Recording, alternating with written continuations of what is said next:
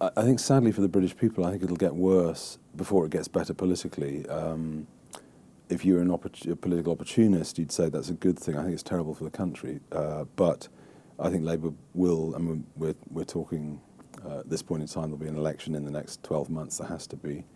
And I think Labour will win it. I think Starmer's strategy of saying nothing is the correct political strategy, but it betrays a complete dishonesty in the man.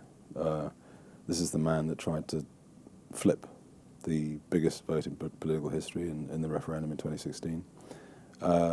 Didn't want us to govern ourselves, and then, under advice, cynically, can't do a press conference without a British flag behind him now.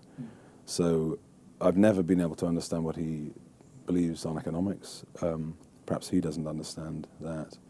So I think what we will get is a Labour victory, probably quite a substantial one, although that's not, on the dynamics, that's not baked in.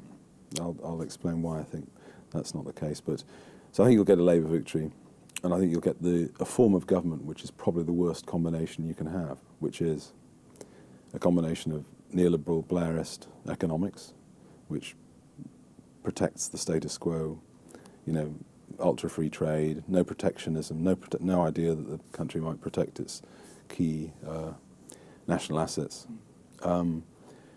And that combined with ultra-progressivism, which people call woke, I prefer progressivism or liberalism, runaway liberalism, socially. So that'll get worse. You're going to get a Racial Equality Act, which will bring in racial favoritism, and that'll increase antagonism on that issue. So it's the worst combination. So tragically, I think for the country, I think it'll get a lot worse under Labour. It's pretty bad under the Tories. It'll get a lot worse. And then late 20s, there'll be a massive opportunity for us to really project onto the national stage as a party that can change things. So I'm optimistic about our position in it, but I'm sad for the country because it will get worse.